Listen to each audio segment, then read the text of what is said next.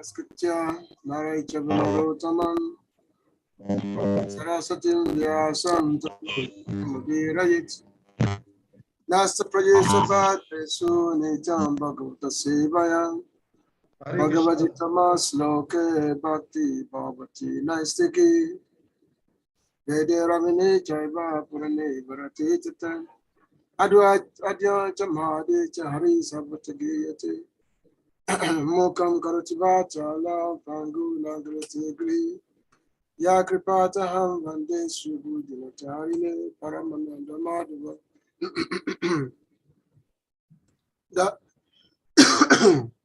Dharma Prajita Katavutra Paramoni Masham Satan Vedam Vastavam Matravaspu Subhadan Tabatayo Molanam Shima Bhagavati Mahamuni Gitanki Vai Para Ishvara Sadhuriji Abaruja Itra Katipita Krishnan Nigam Kapatabu Kalitam Valam Sukamuka Dvasanvitam Vibatam Bhagavatam Masara Malaya Mura Rasika Babukan Yashavashyamanayam Krishna Paramapur Puruse Bhakti Utpade Bunsansu Kamoa Bayapaha Atoyam Brahmasutranam Bharatata Vinimaya Gayatri Basha Ruposu Vidata Paribhanita Savidanti Sarahim Sri Bhakta Misyate Tarasami Tasya Titasya Nayatasya Ratri Kochi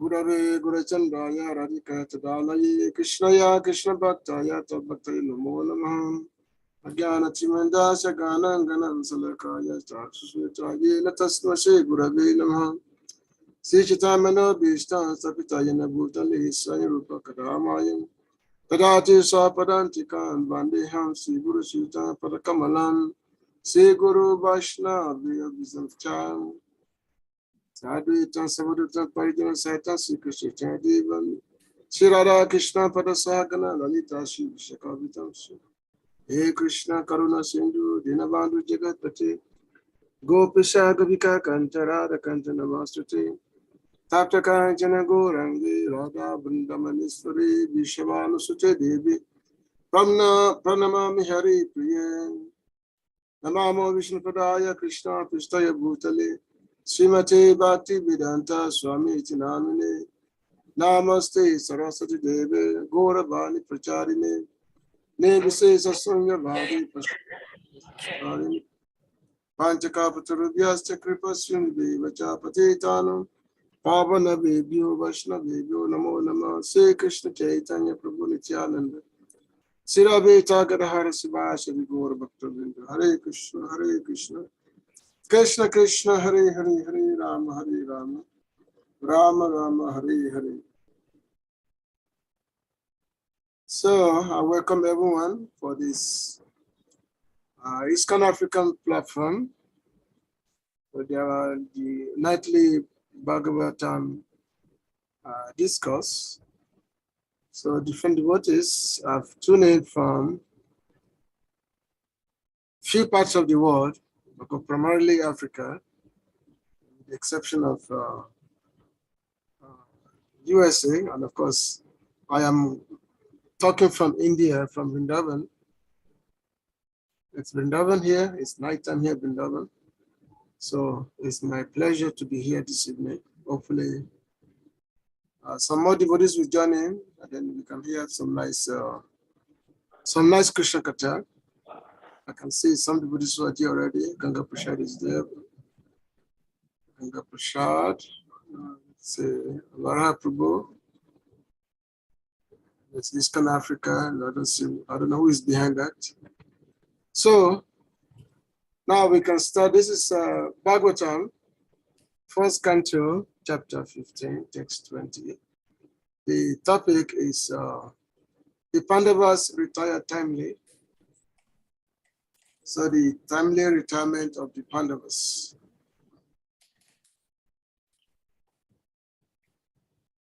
So I just recite the sloka, and then we do word for word, and then we do the translation.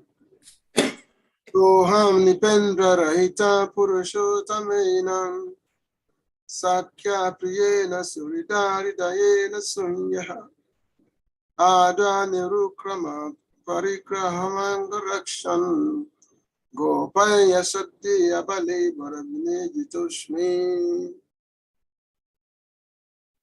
Sa, that's Aham, myself, Nipa Indra, O Emperor, Raitaha, bereft of, Purusha Uttamena, by the Supreme Lord, Sakya, by my friend, Priyena, by my dearmost, Surida, by the well-wisher, Prida Yena, by the heart and soul, Sunyaha, vacant, Adwane, recently, Rukrama Parigraham, the wives of the all-powerful, Anga, bodies, Rakshan, why protecting, Gopai, by the cowherds, Ashabdi, by the infidels,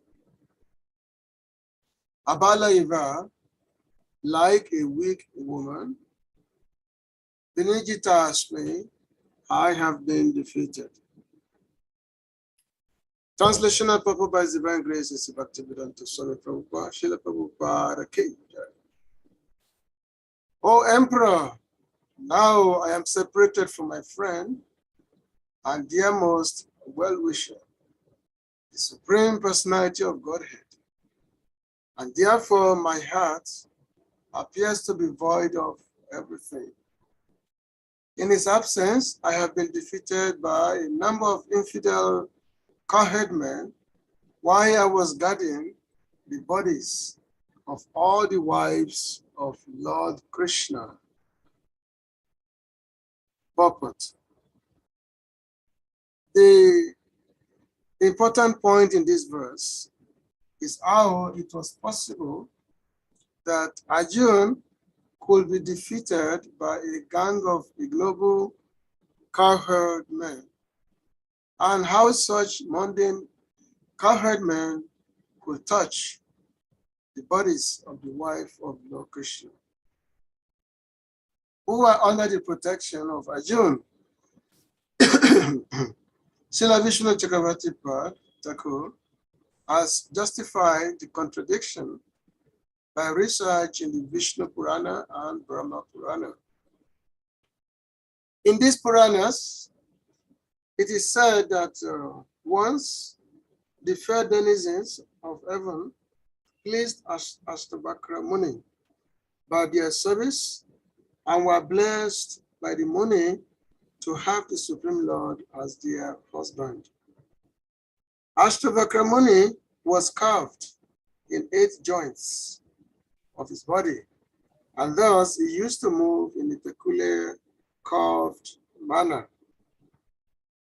The daughters of the demigods could not check their laughter upon seeing the movements of the Muni, and the Muni being angry at them, caused them that they will be kidnapped by rogues, even if they will get the Lord as their husband.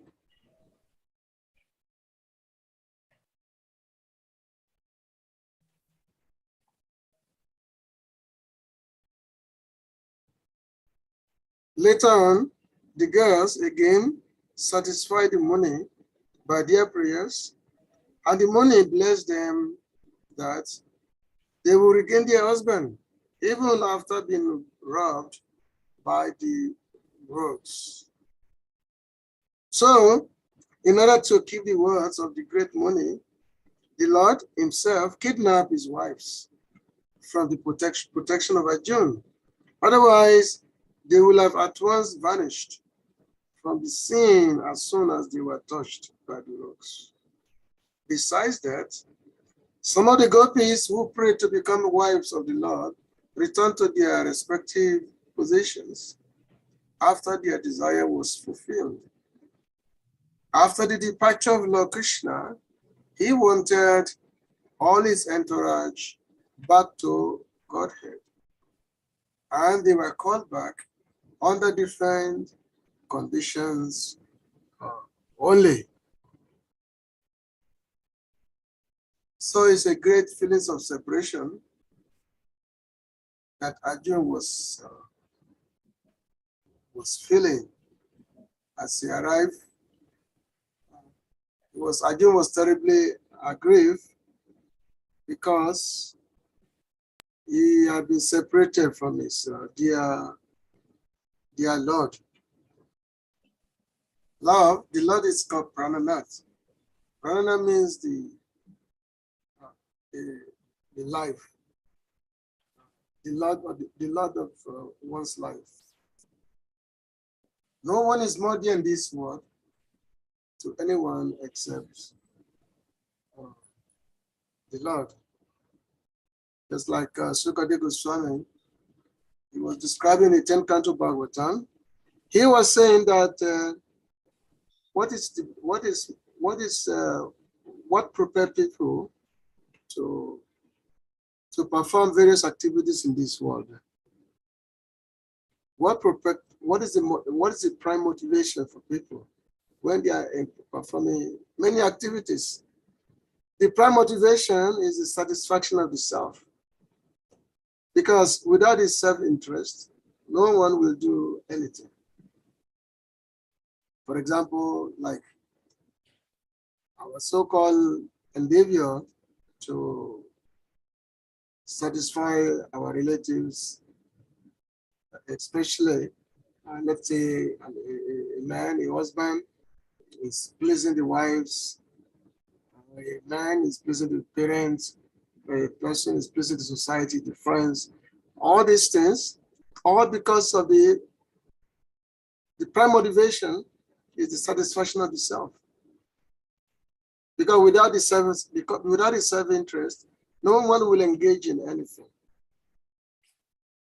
However, this satisfaction of the self, the gopis of Vrindavan, what is the self they trying to satisfy? The self is Krishna. Krishna is the self. So the whole point of attraction, everything is centered around Krishna only. So when devotees feel separation, when they feel the absence of the Lord, it's like everything becomes very vacant. What is the value of life if one's purpose, one's main purpose, the means of existence is no more there? So the life have no more value. And my Prabhu said, you go out in the Messina, Texas up Professor Yitan.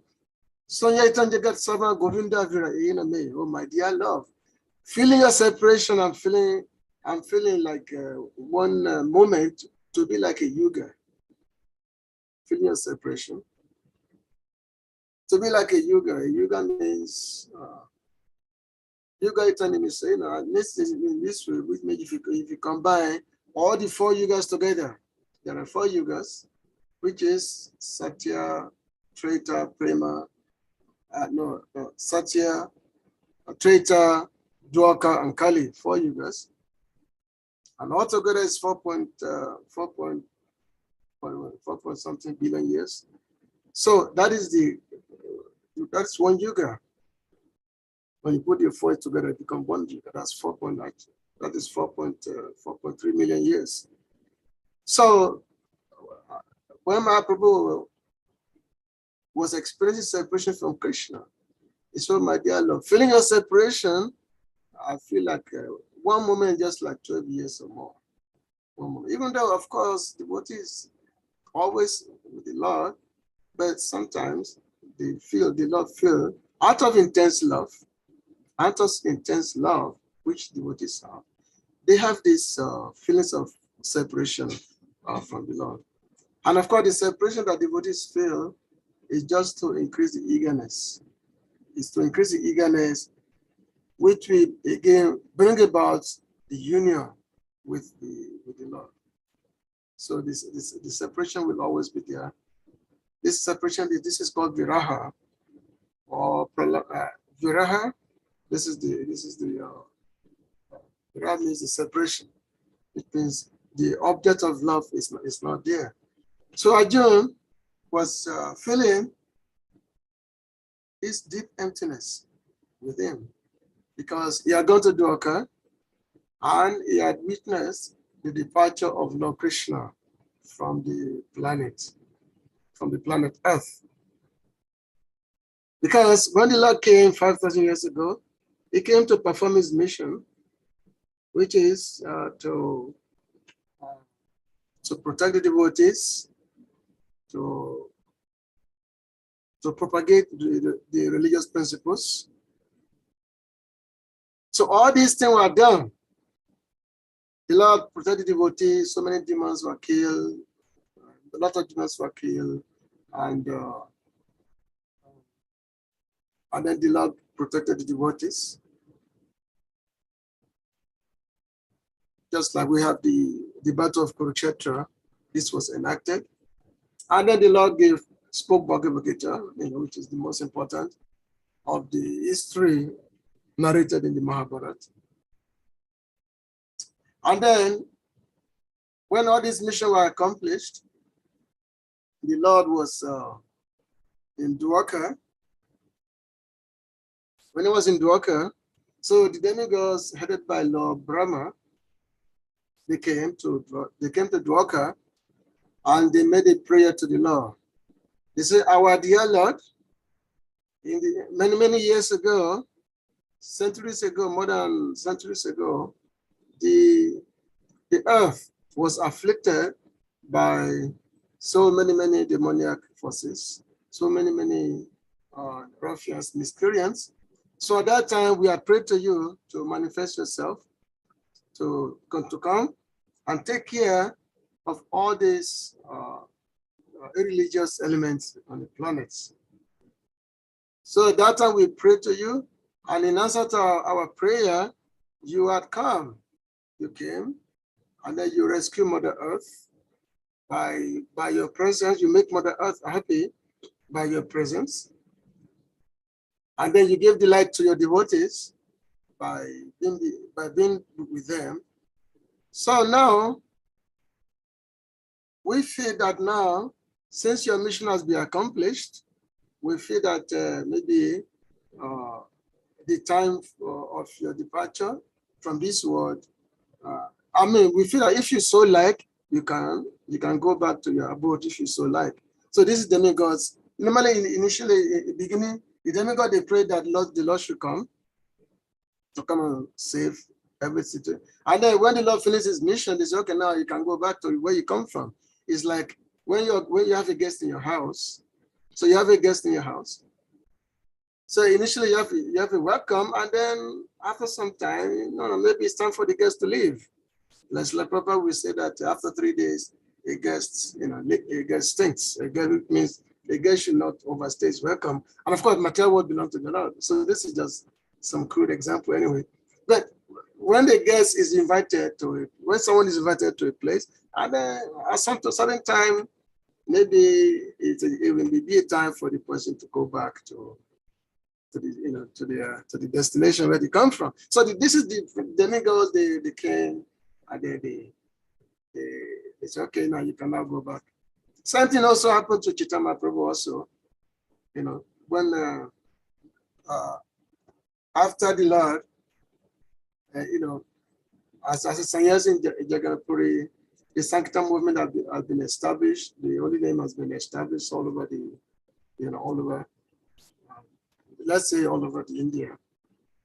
Everyone has taken to the holy name of the Lord, and everyone was experiencing love of Krishna through the chanting, through Harinam Sankirtan.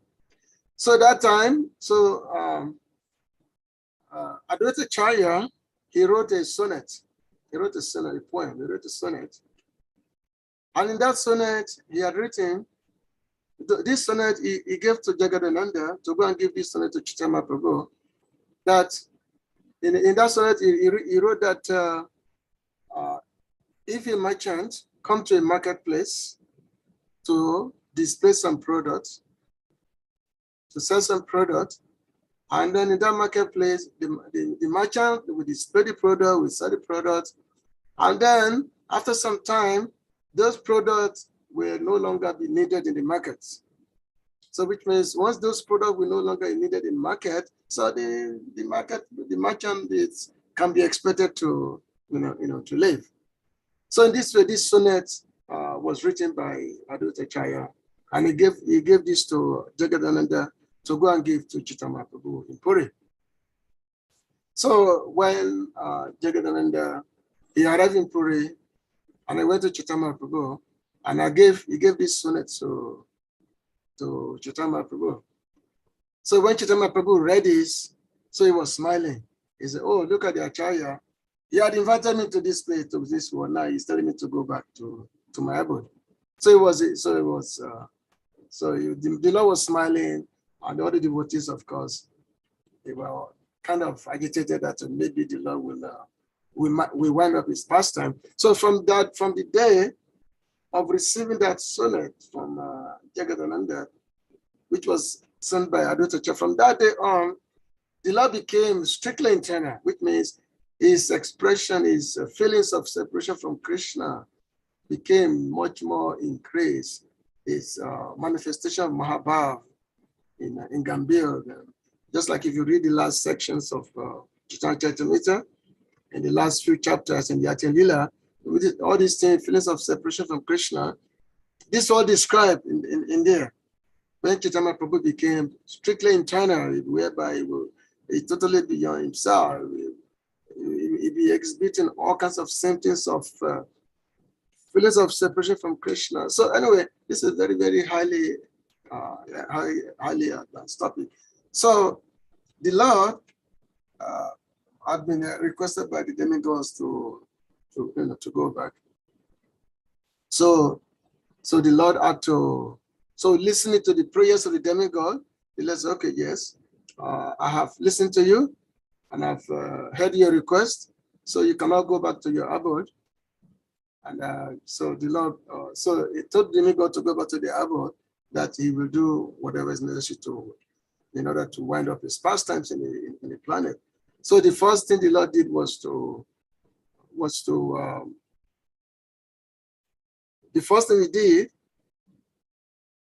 arrange for the departure of the Yadus, the Yadu Dynasty, who are within in Dwarka. And the Yadu Dynasty have become very, very, they are very, very vast, very big, actually. They're like in the billions, actually. They are not small, the Yadu Dynasty. They're quite big. So the Lord arranged the withdrawal of the Yadu Dynasty through the so-called cause of the rishis, and then so eventually the Yadu Dynasty they were withdrawn from the planet, and so the Lord was now so the Lord was now sitting underneath the tree in Prabhash, etc. The Lord was sitting underneath the banyan tree. He was getting ready to leave the planet. As he was sitting, so Uddhava came. Uddhava was the Lord's greatest servant. So Uddhava came, and he asked the Lord that, "My dear Lord, I know that you're ready to go. I cannot bear separation from you. So please take me with you.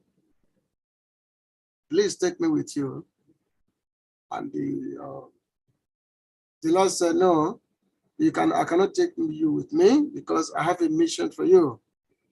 I want to give you a message, and this message you have to take to the inhabitants of Badarika Ashram, because the sages were there. These sages, they wanted to have my association, but because of my activities, I was unable to see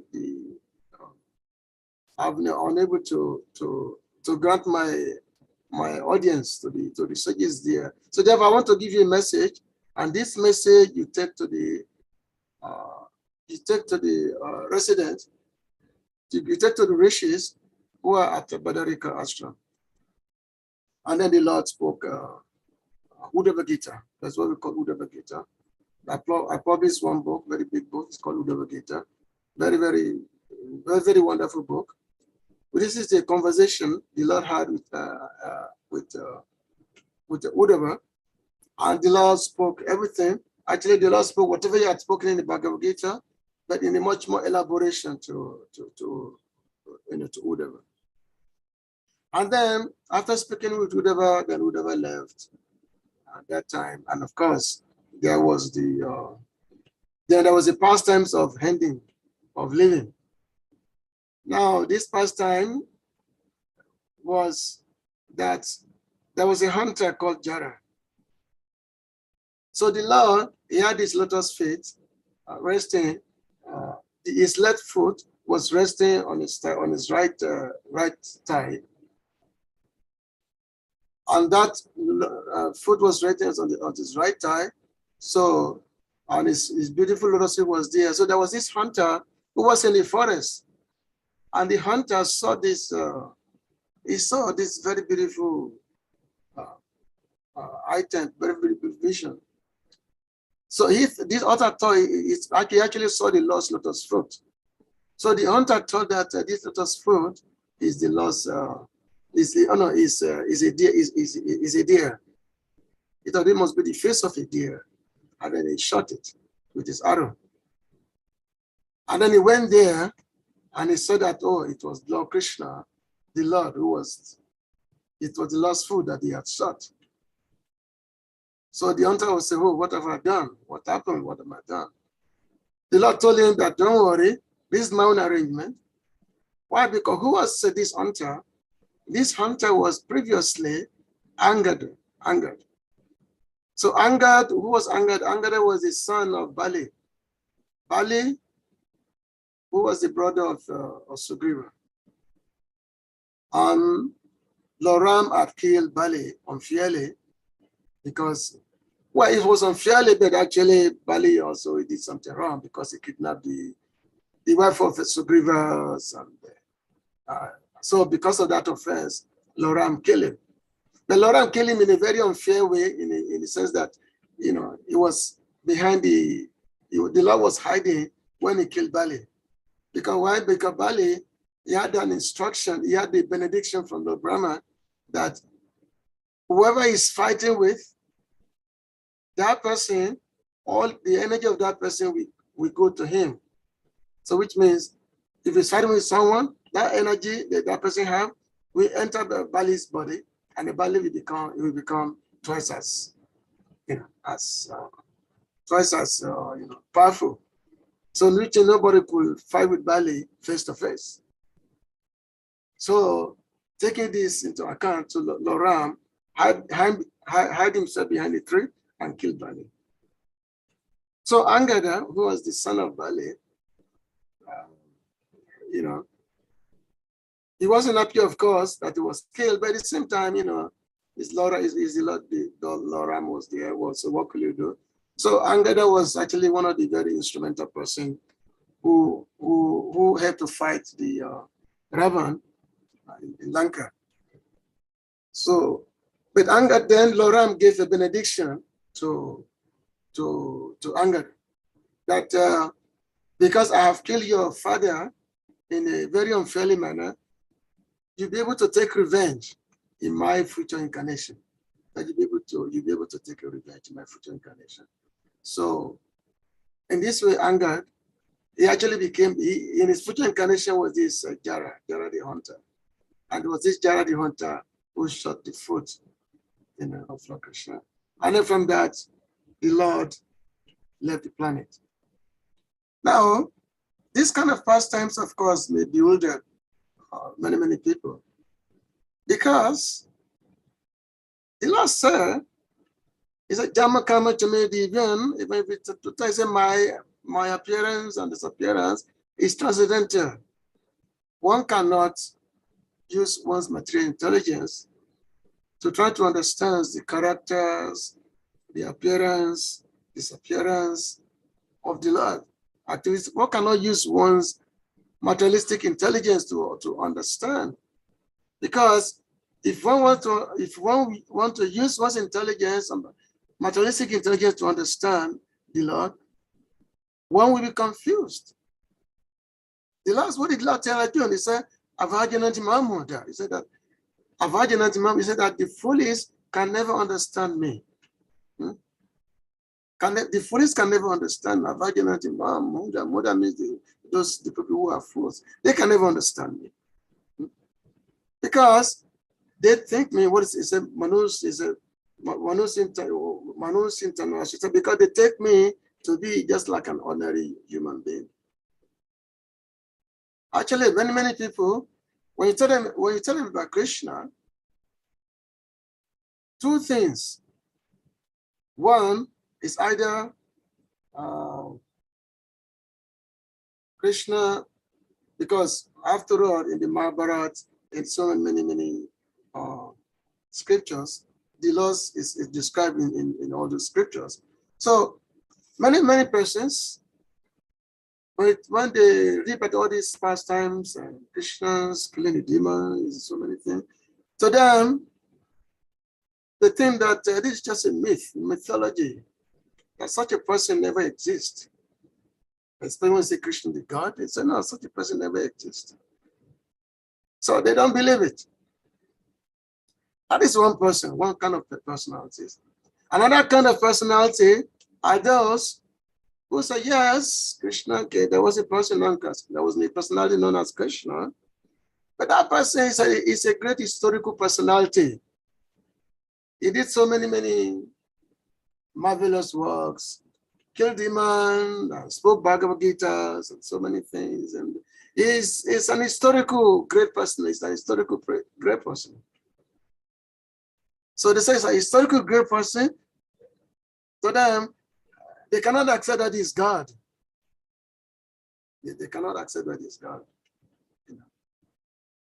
So therefore, Krishna says, Avajananti Mahamuda, the foolish, they can never understand me. Manusmriti Asuta. And again, the Lord said, he said, that unless want to understand that my seventh chapter, Sri Bhagavan was. What is that? Maya Sattamana Parthya Yugam Junjan Madasaya Asang Sang Samabrahman Jasyagya Sasitachino. Oh, that is from my side. It is from your end, yes. Okay. That's funny. Okay. You give us opportunity. Give us opportunity to hear from Prabhu, you know. Yes. So the Lord said, unless one understand that my activities are transcendental, well, you know, one will never be free from the ocean of birth, birth and death. There'll be no freedom from the repetition of birth and death, unless one can understand that, yes, the last activity is transcendental. So now, yes, the Lord came when he made his appearance. He made his appearance, in the prison house of Cancer, and he appeared as a Vishnu form, 400 form, as a Vishnu form. And Mother Devaki prayed to the Lord that people they will not believe me if I tell them that the Lord has come, he appeared. So therefore, kindly please transform yourself, appear yourself as a baby, as a child. So Lord Krishna listened to Devaki's prayer. So he became a baby. So Vishnu, he transformed himself to a baby, and that baby was taken to Vrindavan and exchanged with a daughter which had been born to Mother Yashoda. And of course, actually, Mother Yashoda gave birth to twins, one boy and one child. Gave birth to twins. And the Krishna that came from Vrindavan and from Mathura merged with the Krishna that was born to Mother Yashoda, same time. So therefore, in our philosophy is that Krishna of Vrindavan is not the same as Krishna of Mathura. You know, that's our philosophy. But that is something that requires deep understanding. So now these pastimes of living, separation, is another great wonder. It's a great wonder too. The Lord specifically enacted this pastime of disappearance just to confuse the non-devotees, to confuse the demons.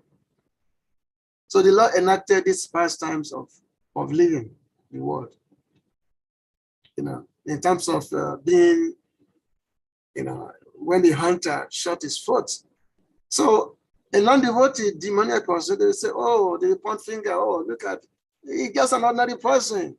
Otherwise, how could God be, you know, the God is Supreme Brahman, the most opulent, the most, how could he be shot by an arrow, by hunter arrows, and then die, you know. So they just say that, you know. There's one story. So one story is there that there was a magician. A magician went to the palace of the king.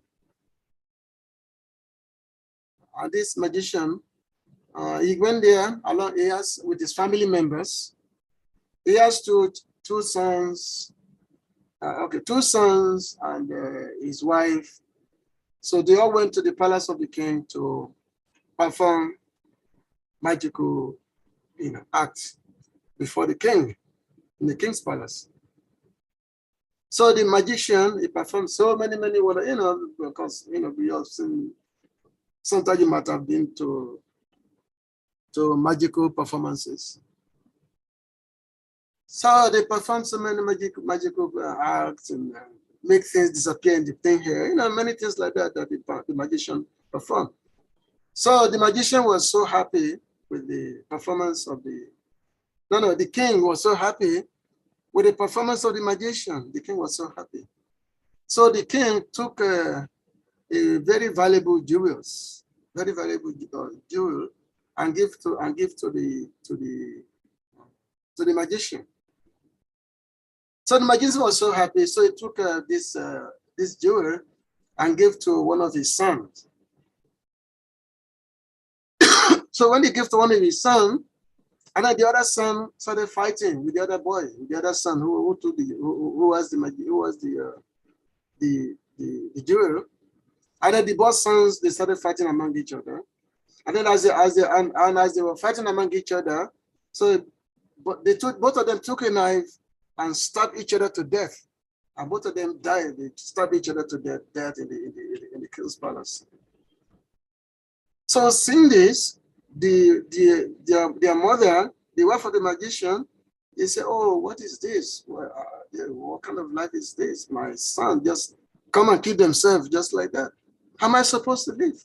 She was lamenting. She said, I cannot live without my son. So she took the knife, you know, stabbed herself in the stomach and, you know, and kill herself, dead on the ground. So the magician was lamenting, oh, what is this now? My family just cannot come kill themselves. How can I survive? How can I live without my family? How can I live? It's impossible for me to live without my family. So he took the knife and killed himself also. So the king was seeing all these things. The king was so surprised at what is going on. This magician come with his family members to my palace, perform his activity. I'm so happy with him. And then he killed himself in my palace. This is just unheard of. He killed himself. He killed himself. The whole family just here dead in my palace. So the king told his servant to put the bodies in the water, in the river. He just to throw them in the river Ganges, to throw their bodies away. So the body was thrown into the river Ganges. So what happened was that the next morning, the magician came back to the king. The magician came back to the king, and when the king saw him, he was so surprised. He thought maybe he's seen a ghost.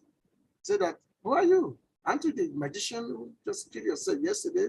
We told your family member you killed yourself yesterday. Aren't you the magician? The magician said, yes, that is me. Now he said that what you saw yesterday, that was my final act.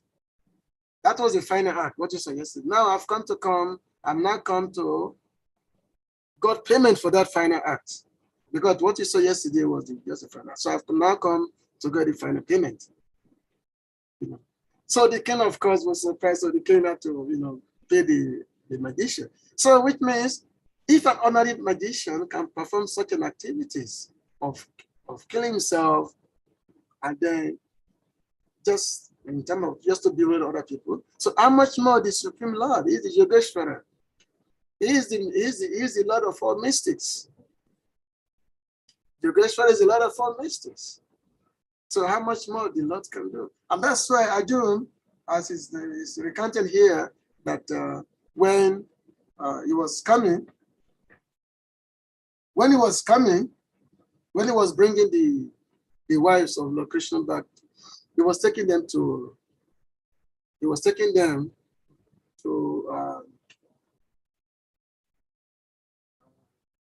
Hastinapur so that they can be taken care of nicely. But as he was taking them, Arjuna was attacked by a bunch of low-class men, Cowherd men. He was attacked by them, and then they stole all those women they took all these women, all these wives of Lord Krishna from Arjuna. This Arjuna, his name was like Arjuna, some of his name is like Vishnu and Danodara. So Arjuna had so many divine names. And Arjuna, he cannot be defeated by anyone. Even all the demigods God cannot defeat him. Arjuna was unconquerable, basically. Especially with his Gandiva bow. Gandiva bow is never empty. Arjuna had all the divine power from all the demigods, including Lord Shiva, Pasupata, so many things. So he was a capable protector. But as he was going, taking those wives of Lord Krishna with him, all of a sudden, this Cowherd man comes. The Cowherd men, low-class people, they came, and then they stole all these wives from Arjuna. And Arjuna was powerless, he could not do nothing. He couldn't do anything. He was totally powerless. He could not defend this. Woman. So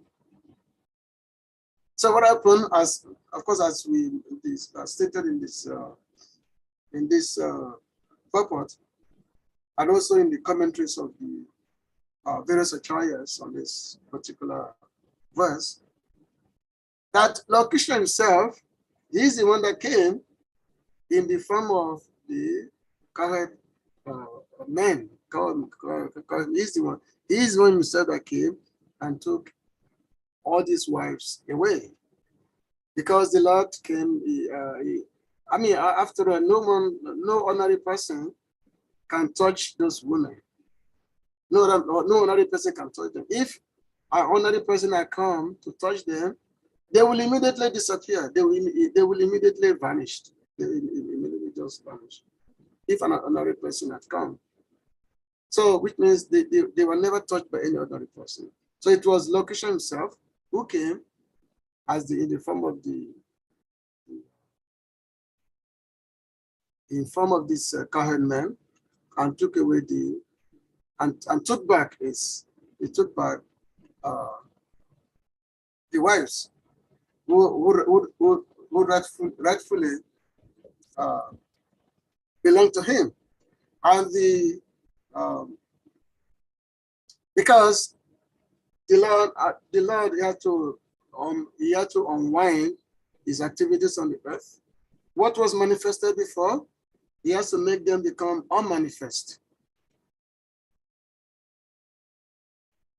Prakat and aprakat, two things. Prakat is there, the Lord, because sometimes the Lord he manifests his activities, is a spiritual world, everything above, sometimes he manifests them sometimes, and sometimes he make them become unmanifest.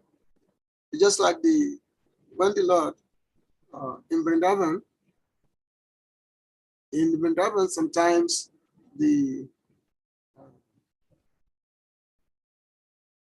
sometimes when Lord Krishna will perform so many unusual superhuman activities, and then the Bijabasis, they be wondering that who is this boy? Who is this boy?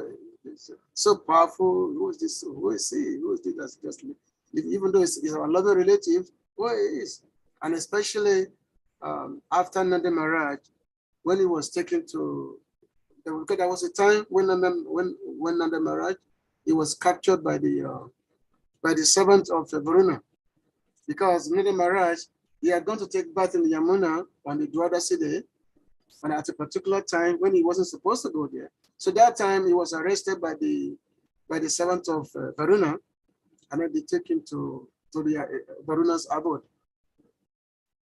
But when Lord Krishna heard that his father has been taken by Varuna servant, so Krishna became angry and immediately went to the place of Varuna. So when Varuna saw Krishna, he immediately became very panicked. He said, "Oh, this is Krishna has come." So immediately, so he made sure that Krishna did not see that his father was bound. He made sure that. So Varuna, because after all, who is Varuna before Krishna? Varuna is just Krishna's tiny servant. So Varuna and all these men, they all made a big worship of Krishna, a big worship of him. And then Nanda Maharaj, he was observing how he was saying how all these Varuna and his servants or family members, they are worshiping Krishna. So he became amazed. Said that, look at how they are worshiping my son. It's just worshiping. Look at all this. They are so they are worshiping with a big reference. It's like you go to a big person's house. You go to a big person's house. You'll be, you cannot really be by yourself. You'll be shaking. It's like your bodily figure. You can't be by yourself when you're in front of a big person, because the person is so big. The way you feel yourself, you'll be, not just normal. So the demigods, when he was, worshiping Krishna, they were so, everything was being done so well, very, very, very, very, carefully, elegantly, no mistake was being made, because they are so afraid, because they know it's a slight glance of the Lord can destroy everything. But Nanda Maharaj was observing all these things, because to him, Krishna is just his son. There's no such a thing as that Krishna could be God. Krishna is God. So then after coming out, when Krishna took Nanda Maharaj back to Vrindavan, to the Brijabasis, and then Nanda Maharaj was narrating to Brijabasi that, hey, my son, you know what happened? You cannot believe what I saw, that, the demigods, this Varuna, even though I was arrested by them, but the moment they saw my son, they became so afraid. They have to worship him very, very diligently without any mistake. They're so afraid, So, Nanda Maharaj was describing all these experiences. He was describing all these experiences this way. Because, say, in Vrindavan, nobody take Krishna as God in Vrindavan. Krishna, because Vrindavan is a very, very, very special place. The devotees of Vrindavan, they see Krishna only as their loving relatives in Vrindavan. And they'll have many, many type of exhibitions of love with Krishna. Whereas outside of Vrindavan, like Mathura, Dwarka, all the places, Krishna is the supreme God. Everyone sees Krishna as God. So therefore, the understanding is always different. So anyway, so Arjun, he saw that his energy has been taken away because Krishna had left the planet. Krishna had gone. So his energy, all his energy that he had before, his energy was no longer there. This energy was just because by the grace of the Lord only. This energy was only because of the grace of the Lord, because the Lord wanted to execute a particular mission in this world. And Arjuna, who is his dear devotee, his dear friend, the Lord said, Bhakto Shime, Saka Shecheti, because you are my devotees, as well as my friend. So therefore, I am giving you this knowledge. I know that I'm speaking to you this way. And now Arjuna, even though he's a friend of Krishna, but it's not the same of a friend as the friend of Krishna in Vrindavan, the Sridham, Subal, Madhumangal. And then there's another Arjuna in Vrindavan. It's a different Arjuna, not the same Arjuna. So those kind of friends in Vrindavan, they are different from friends. They never do that. The Shakas of Vrindavan, they never do that. They always Krishna's friend, and they see themselves as equal to Krishna. They don't see Krishna as being superior to them. Why? Because this is due to the nature of what we call the love, which is because there are two types of love of God. Two types of love is there. One is called Aishwarya. Aishwarya means the opulence of God. Everyone see the Lord as the supreme person, the powerful person, this is the opulence of God. And the other part of another aspect of another type of love is what we call Madhurya. Madhurya means sweetness. And this sweetness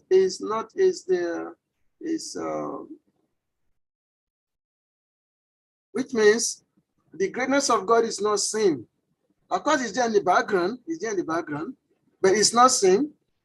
But what is seen is the relationship, the loving relationship that is there between the Lord and his devotees. That is what is seen. This is what is called Madhurya. You know, even though the greatness of God is the astral aspect is never there, but of course, whenever there was any problem in Vrindavan, whenever any demon is coming, everyone simply run to Krishna. Oh, Krishna, you have to save us, you have to save us, you have to save us. You know, but the moment Krishna finishes saving them, or still, even though they saw so many superhuman, wonderful acts of Krishna Vrindavan, they always see Krishna only as their friend, as their relatives only. Whereas outside of Vrindavan, the Lord's magnanimity, the Lord's manifestation is always there. And this is what Arjuna. So Arjuna is recounting all these things. Arjuna is recounting the Lord's mercy on him, the Lord's is the way the Lord he took care of the Pandavas. So Arjuna is recounting all these things, and actually informing his brother that now that the Lord has gone, now there's no need for us to stay here anymore. So we should start planning now for the future action. There's no need for us to stay anymore, because now the Lord has gone. So what are we here for again? The Lord has gone. He's no more on the planet. So why are we here? Let's start making the plan to leave. And that's why this chapter is titled the Pandavas retire timely. It's a timely retirement of the Pandavas, which means now for them, the Lord has gone, and now they have to, because the purpose of their existence is because of Lord Krishna. Lord Krishna is the purpose of their existence. Now it's time for them to now go. So, and this is the message that Arjuna, he has come to tell Yudhishthira Maharaj, now start planning of how we can all go. So I read the text again. So hani pendra ita puraso tamenam sakyapiyenam sridari dayena samiha advani urukrama prigraham angarakshan gobe ashabdi abaleva benitosmi. O Emperor, now I am separated from my friend and their most well-wisher, the Supreme Personality of Godhead. And therefore, my heart appears to be void of everything. In his absence, I have been defeated by a number of infidel cowherd men while I was guarding the bodies of all the wives of Lord Krishna. So this is a very nice word for us to meditate on. Nice expression of Arjuna. So Arjuna feel himself to be void of everything. My heart is completely empty, void everything. Because the Lord is no more there. As Chaitanya Prabhu said, you guys are Nimishena, Chakshusa Prabhu Shaitan, Sunyatan Jagat Savan, Govinda Abhirahina me, that my dear Lord, feeling your separation, I feel your a moment to be like 12 years or more. So, so I'm going to stop here. If there is any question or comment, you can please go ahead. Hare Krishna, thank you so much. Shri Ishwara Prabhu Ki Jai. Hare Krishna, thank you. You always have lots of stories to share, which is beautiful. It says, Kali Yuga, everybody loves stories. So that's really nice. I have a question. Dear devotees, the floor is open for questions, comments, but I have a question, so excuse me, I want to ask my question after that. Whoever has something to say, you are free to do that, please. Prabhuji, my question is in regards to the text and your comment, which also links to yesterday's class and your contribution you gave to Shri Vasvadachari's answer. And that is, we are seeing here that Arjuna, who is a friend to Krishna, is lamenting so bitterly. Now, how does Arjuna, being a friend of Krishna, whose friendship is different from the friends of Krishna in Vrindavan? Because if there is a difference, which I think it is, as you clearly said, there is a difference between Arjuna's friendship with Krishna and that of somebody like Mandu Mangal, Subal, like you already said in Vrindavan, their friendship with Krishna is different. And what is the difference? And I'm thinking that just as devotees who worship Lord Vishnu, they worship him with awe and reverence, there is some amount of fear in them. But those who worship Krishna, there is no fear. It's all full of love. And so how can a friend criticize a friend's action? If someone is a friend to Krishna, why can't he criticize his friend? If I am friends with you, why can't I criticize some of the things you say sometimes? That's my question. All right. So the difference in because there are different manifestations of Krishna. The Vrindavan manifestations is very, very the most confidential manifestation. And when Krishna is in Dwarka, either Mathura or Dwarka, so you have those kind of devotees there. They also Krishna's friends there, like explain like Uddhava, Arjuna, of course, from the Pandavas. So, but they are the category of Aishwarya Bhav, which means they have that understanding that Krishna is the Supreme Brahman. The Supreme Brahman is the Paramatma, is Bhagavan. So that understanding is there. And And those devotees in Vrindavan is a very, very confidential thing. It's very, very different because in all the manifestation of the Lord, Goloka Vrindavan is the topmost, and it's a very exclusive type of devotees who come from that category. They actually, those devotees, they are the Lord's internal manifestations. They are manifested from the Lord's Lila Shakti, basically.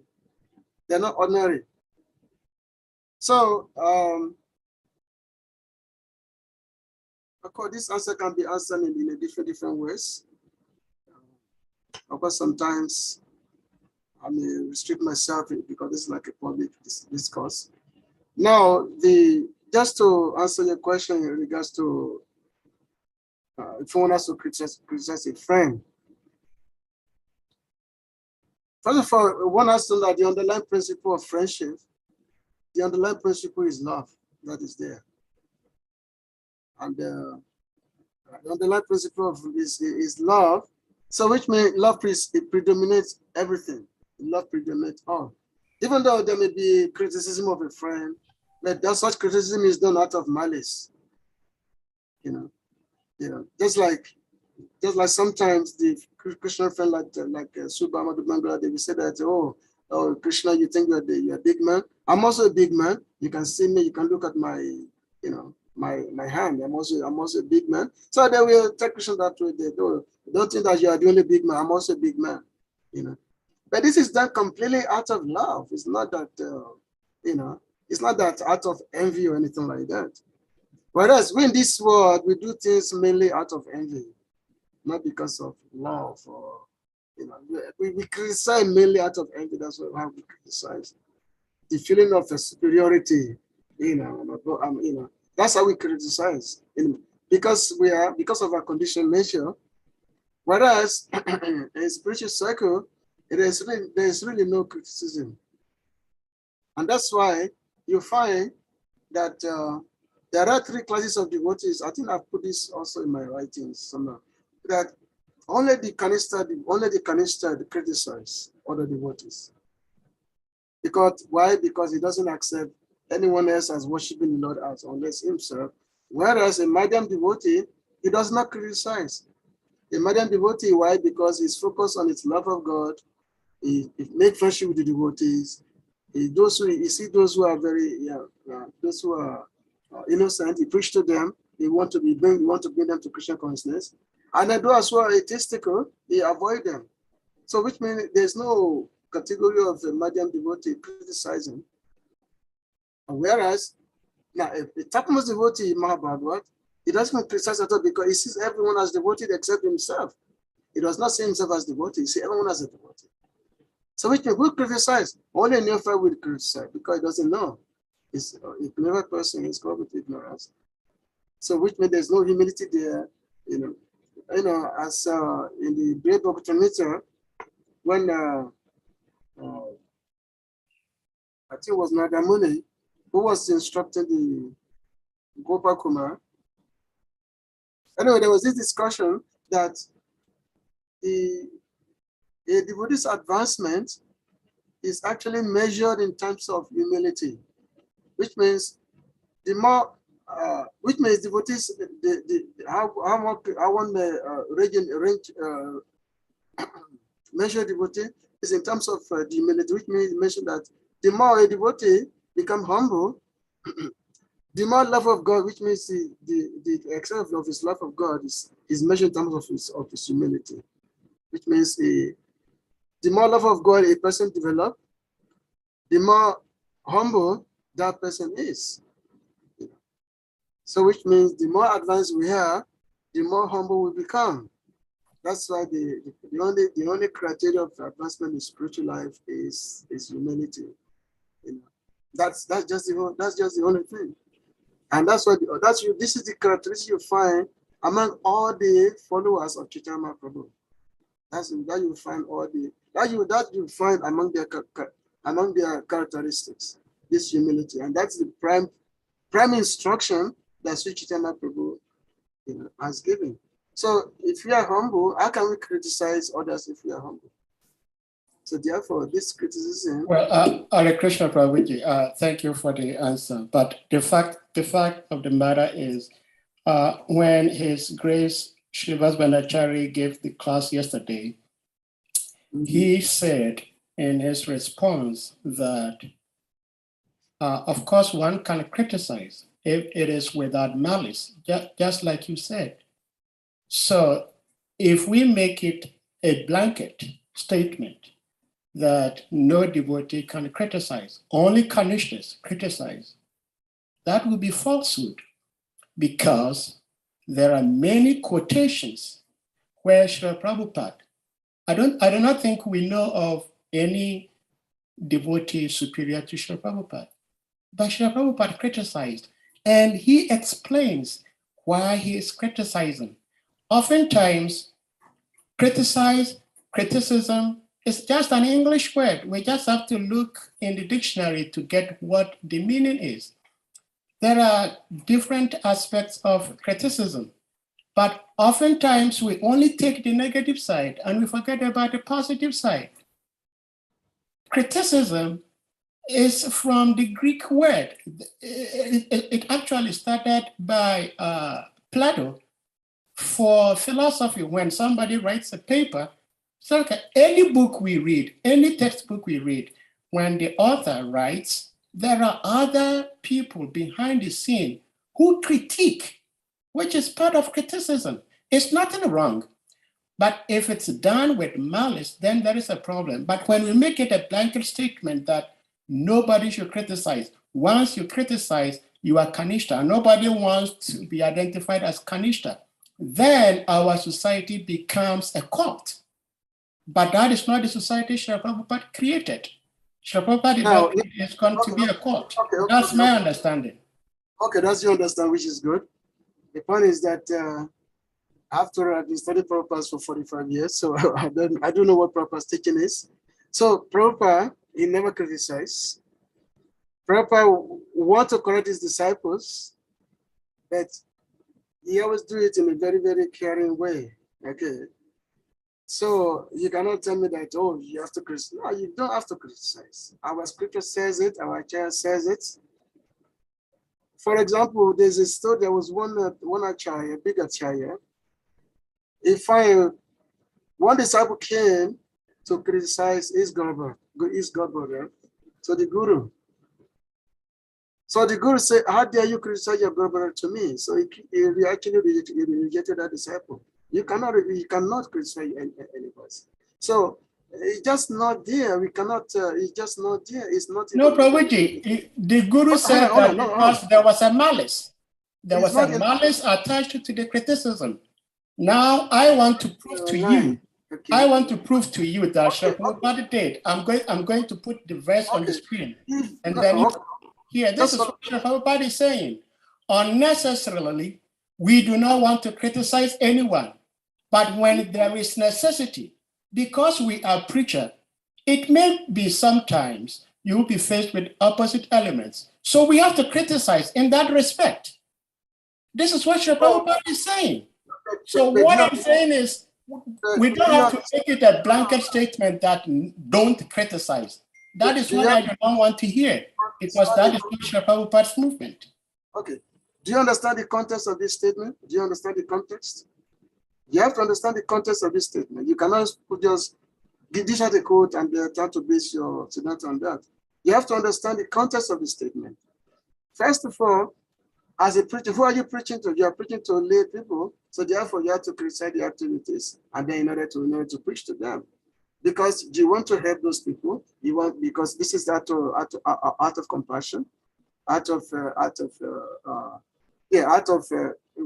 Karuna means the out of compassion. So therefore, you criticize someone in order to help them. But that's not the same as trying to criticize your god brother. Especially if you have a god brother, you cannot criticize your god. That's one thing. It's two different things. And the pure devotees like Prabhupada. No, Srila Prabhupada criticized his god brother. Srila Prabhupada criticized his god brother, Sri Dharaswami. Anyway, criticizing. Okay, listen. It was out of love. I want the question of my class this evening, not this. If you want to, you can have a conference on the criticism. If you want to criticize them. In my stage of my devotional life, I've reached a stage whereby I don't want to criticize anyone in my stage of devotional life. And that is fine. If you don't, that is fine. But what you like or what you do not like should not become the standard for every devotee. That is up to you. But if you want to make advancement, you follow the acharya. You follow the previous acharyas. My Prabhu said, he said that, especially when he was giving the instruction to Raghunath Das Goswami, humility, tolerance is there. And now let me give you a story, okay? Don't be so aggressive in terms of that to counteract. I want to give you a story. So one time in Vrindavan, Srila Rupa Goswami was actually there are two stories. Anyway, I just think one story was there. Srila Rupa Goswami had written it's classic. It's like a classic poetry, which he had written about the affairs of Radha and Krishna. He had written that. And then Vallabhacharya. So Vallabhacharya came, who was a great pandit, a great devotee, saint, but also a great learned person. So he came to visit.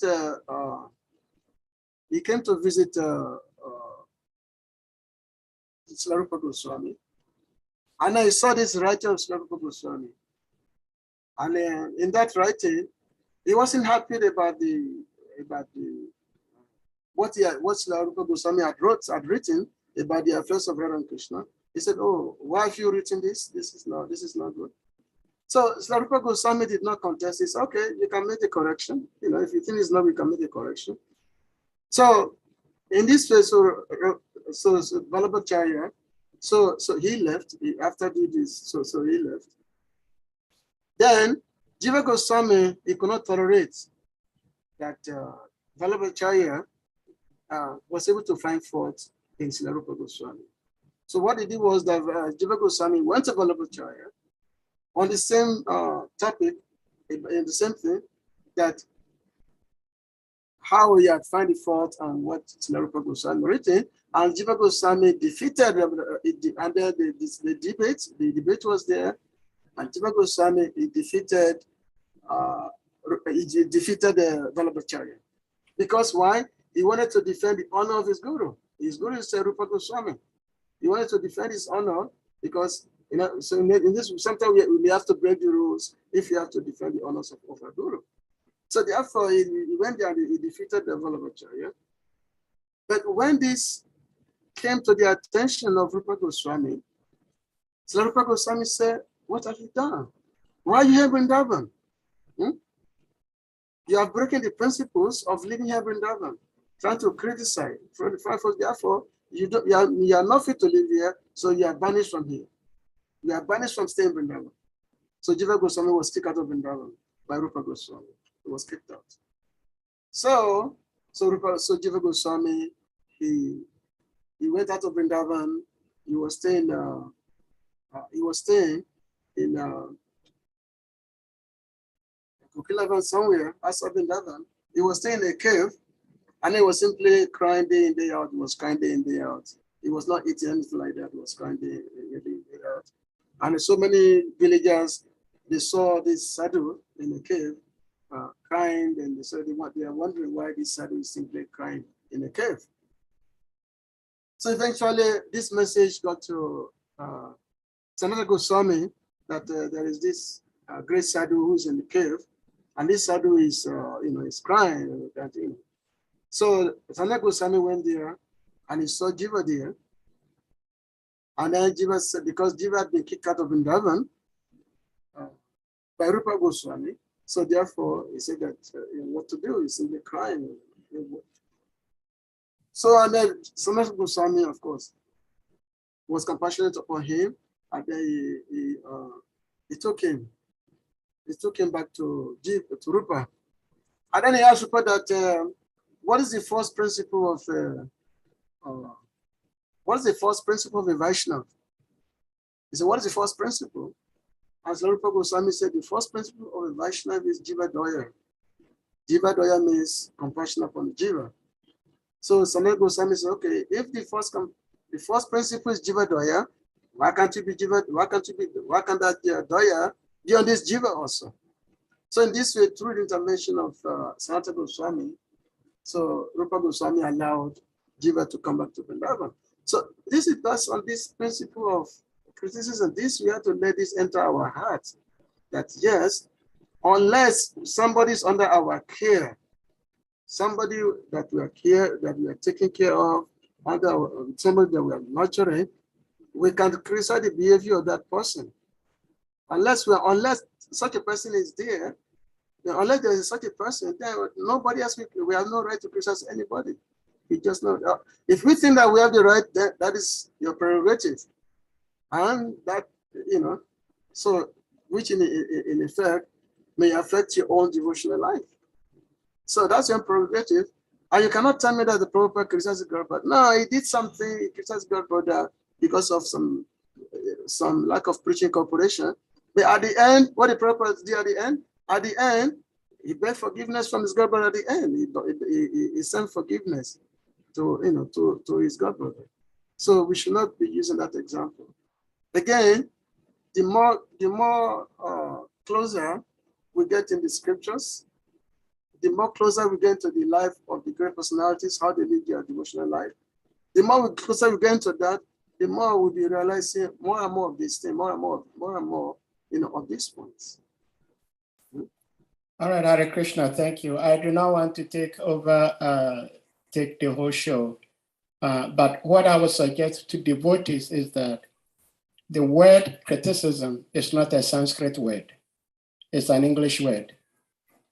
Everyone is free to consult the dictionary to find out the definition of criticism and know if it can be used, and if it can be used, when, how, and why. Hare Krishna. Aruchakra Prabhu, please unmute. It's the Sanskrit word. It's called dosha. Dosha means fault finding. It's dosa. It's there in Sanskrit. It's Sanskrit word. I did not use dosha. I said criticism. I did not use Sanskrit word. I said it's English word. Yeah, I know that. Criticism is not English. Sorry, it's not Sanskrit. It's English. It's fault finding. It's fault finding that you criticize. So, okay. Prabhu, please unmute. Yeah, Hare Krishna. Yeah, based on the same question that you were asking, in the first place, like, what I'm saying is that how is fault finding synonymous to criticism? That I don't understand. When we say someone is criticizing some issue, is it synonymous to fault finding? And if it is, yeah. Fault finding it is synonymous because why do we fault find? We criticize based on fault finding, then we criticize the person. No. So Prabhu, what I'm saying is that if you say fault finding is synonymous to criticism, it means that everything that you criticize doesn't have any truth in it. Fault finding means you are just finding fault. You are just looking to find some mistake in somebody. But you cannot criticize unless there's a fault finding. You have to fault find it first before you criticize. Criticizing goes immediately after the fault finding. You cannot be it goes right after that. Basically, so let me quickly ask this question. So assuming I see a senior god brother or my mate who is eating meat. I've seen him eating meat. And I know that this person has sworn a vow in my presence, in the guru's presence, that he is no more going to eat meat. And I bring his attention to it, that Prabhu, this meat eating you are eating is not good. I mean, you swore a vow. And so if I do that and the person, accepts it and abstain from eating the meat, would that be termed as criticism, finding fault with the person? No, because you are just being, compassionate on that. You are just being friendly. That's a real friendly. That's a very friendly advice. Exactly. And that's the way I understand the word critique. Being critique means that you look at the thing, you see which one is I mean, like yesterday, Srivas Vanachari was saying that if you criticize with love, criticizing with love means that you are trying to be compassionate. That you tell the person, oh, this way that you are moving, I think it might not be good for you.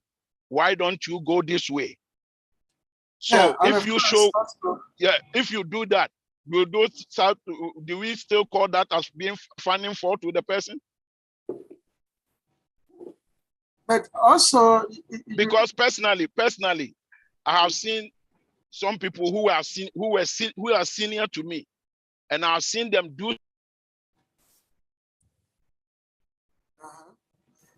Okay. Something happened. You are muted. But Ishara Prabhu, you can go ahead. Well, because sometimes we want to put away so much. I'm muted. Okay, now we can hear you. Can I be heard? Yeah.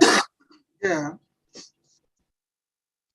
Because sometimes, yeah, we can hear you. Can you hear us? I hear you. I think he has problem with his device. Ishara Prabhu, please go ahead. So what I'm saying, sometimes we want to put ourselves so much as a savior that we want to reform others. And we don't look at ourselves. You know, Chaitanya Prabhu says that, in order to make others be Krishna conscious, first you have to be Krishna conscious first yourself. Because this Krishna consciousness is a constant thing. It's a constant, which means it's a constant evolution. It's a constant, demand that of ourselves. So, as a matter of fact, it's not that why we're preaching. By the way, we are preaching. It's not because we are better than someone. As a matter of fact, a preacher, we're actually preaching for ourselves. Actually, when I'm preaching, it's not that I'm preaching because I'm better than someone. No, I'm preaching because I want to, really reform myself. So we see someone who's doing the so-called the wrong thing. So we really have to ask ourselves, how do we see ourselves? Are we seeing ourselves better than that person? Because most devotees in general, most persons, people have a lot of weakness. A lot of weaknesses there in their point. Sometimes they may fall into the bad habits. Bad habits is there they may fall into. And if we see ourselves that we want to correct them, want to charge them, want to get them on their case so that they can start doing bad thing, and that may lead them away. It's like, who are you trying to get them like that? That may lead them away. So which means we in time to analyze what others are not doing properly, we really have to put a real sense into it. We have to put a real sense into it. Here in India, for instance, we have many cases of Grihastha devotees, whereby one member of the family is a devotee and the other member is not a devotee. We have so many cases like that. One is a devotee, another one is not. But they're still Grihastha, they're still couple. Either the wife is a devotee and the husband is not. And sometimes the husband may be a devotee and the wife is not. We have that so many things. We have, I live here for the last 25 years. We have so many of those cases. So it's not that we have to see that we have to put on our head that if someone is doing the right thing, we have to find a way to correct them. No, that should not be the case. Okay, we just have to really analyze. We have to really dig deeply into our own mentality first. Thank you, Ishara Prabhu. Shriman Vara Prabhu, please, you may unmute.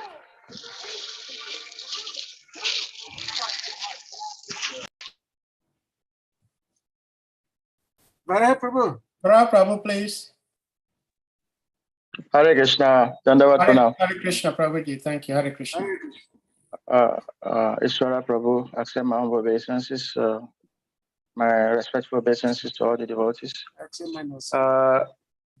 Of course, I have so many questions here, about 5 or 4, but on the issue that is on the ground, I already posted something today on this issue of Vaishnava Parade. There was a debate on that on the platform of Progressive Vaishnavism on Facebook, and there's a very wonderful write-up. So I posted that already. I think devotees can read it. And of course, there are a lot of comments from many devotees on that platform. But I just felt that since it's an issue that we discuss often, so I posted it, I shared it. Now, so I have nothing to say on that, because I do think that Prabhu kind of generalized a lot about this issue, but I don't want to go back on that. So I have my own questions, Prabhuji. You said that Yasoda gave birth to twins.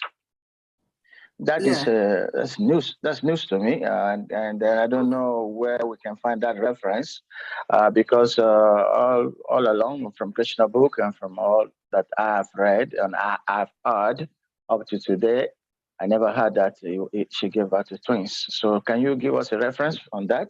That's my first question. Is there any reference for that? Yeah. That is in all the Goswami writing is there. Even the Prabhupada's purport in the 10th canto also, you will hear that Mother Yashoda, Mother Yashoda gave birth to twins, one boy and one daughter. And when the Krishna when Vasudev brought baby Krishna from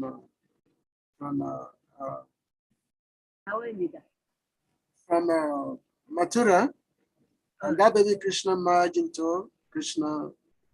Baby Krishna had just been born to Mother Yashoda. That merged.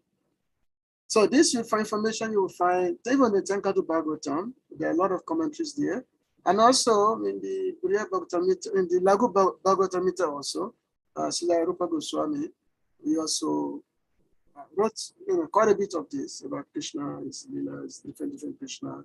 So it's there in our scriptures. It's our, and that's why our philosophy says that Krishna of Vrindavan is different from Krishna of Dwarka, of Krishna of Mathura.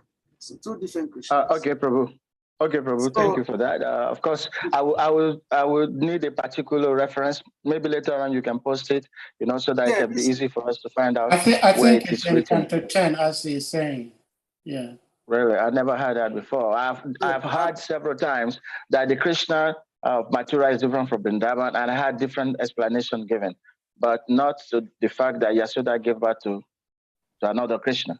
Yasoda gave birth to a baby girl. Yeah. That's what I've heard up to today. So please, I really need the reference. I don't want just 10 canto. You can give us the particular reference. Okay, you will get it. Because it's news to me. It's a discovery in your class. So I would really like to be able to have a fact on that. Okay, second question, Prabhu.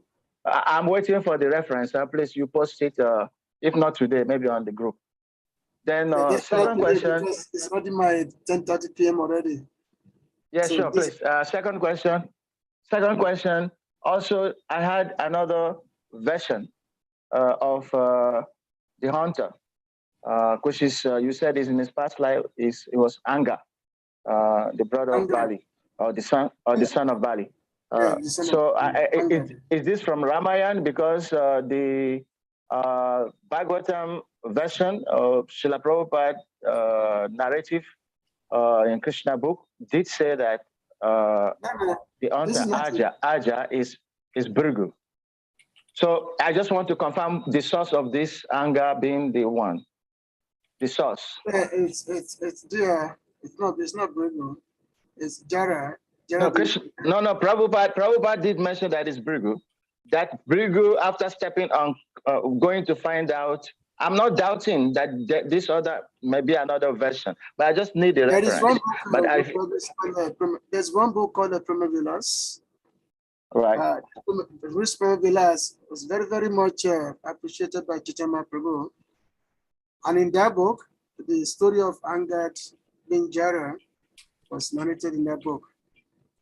Okay. And this, everything is all according to the Puranas and all that, all the story. Everything is back. But the Brahma is a scripture, and it's very, very much, you know, appreciated by Sri Chaitanya Prabhu.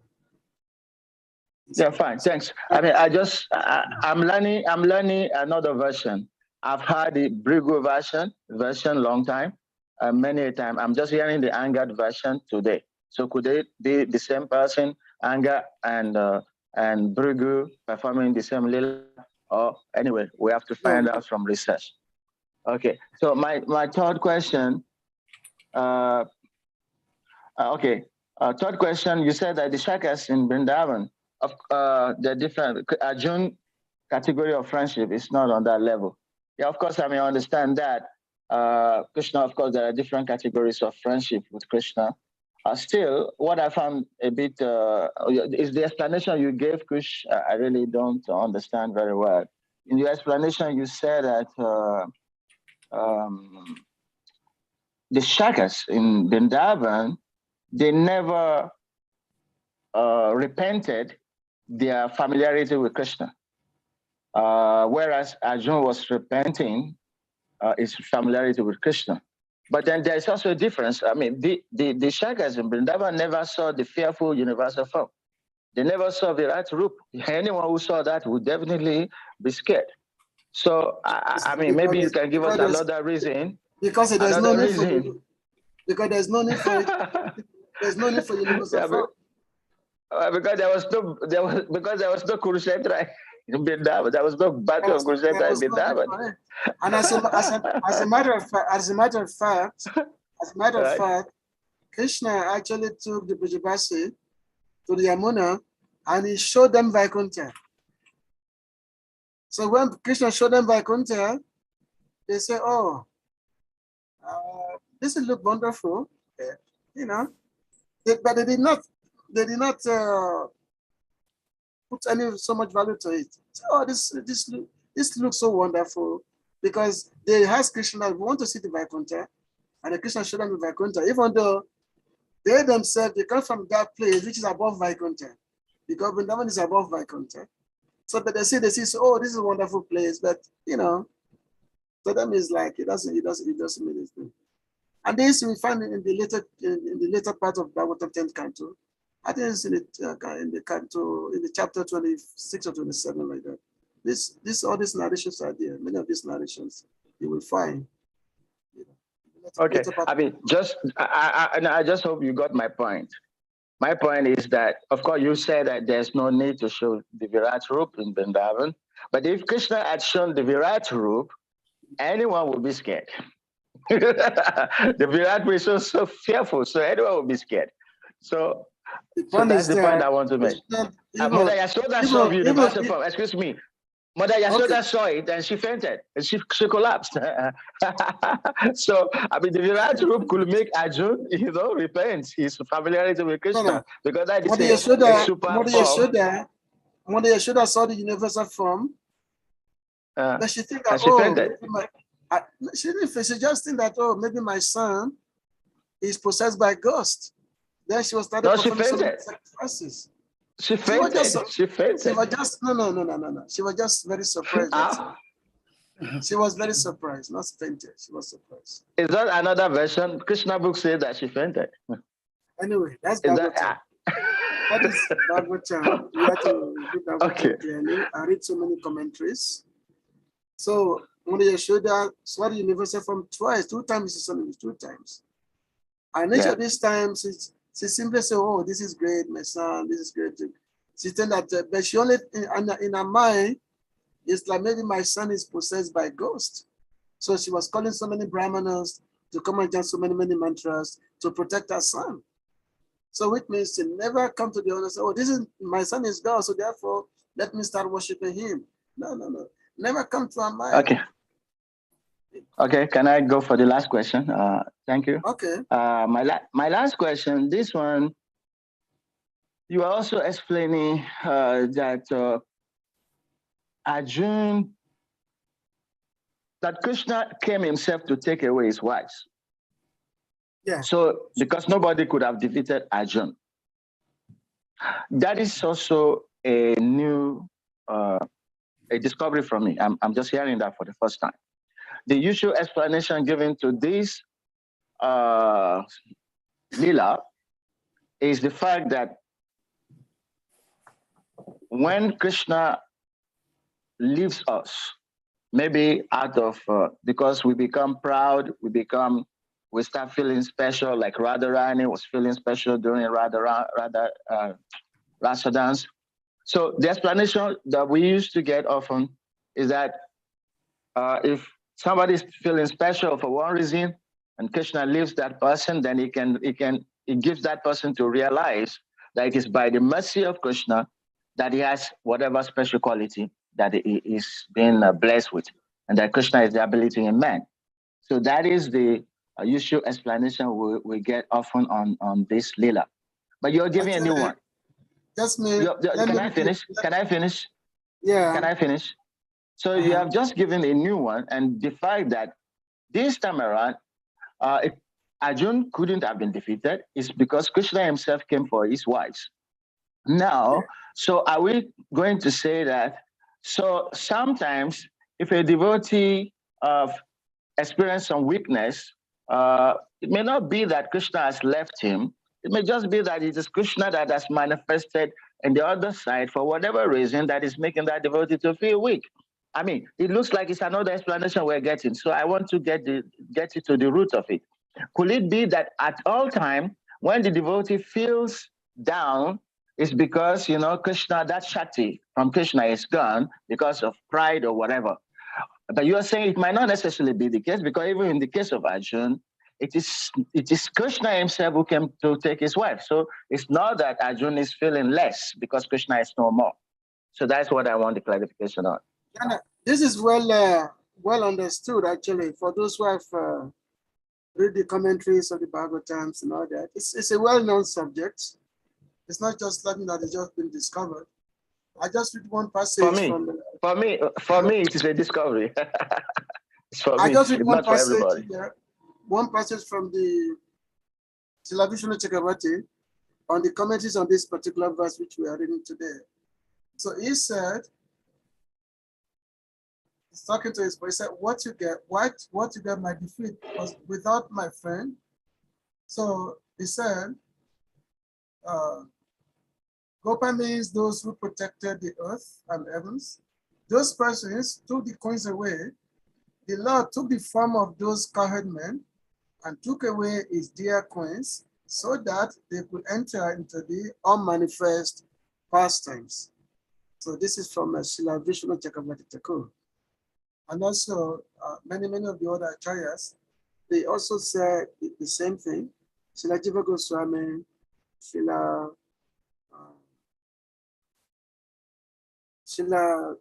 Samja Goswami, Srila Shiva Swami.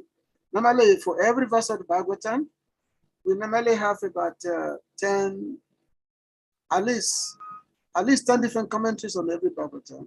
And those commentaries, they will cite from different scriptural references, which means even the Acharya themselves, they don't just give their own ideas, but they also give different evidence from many scriptures, like the Puranas and Ityasas. Prabhu, thank you. I understand this point. I mean, I'm not doubting it.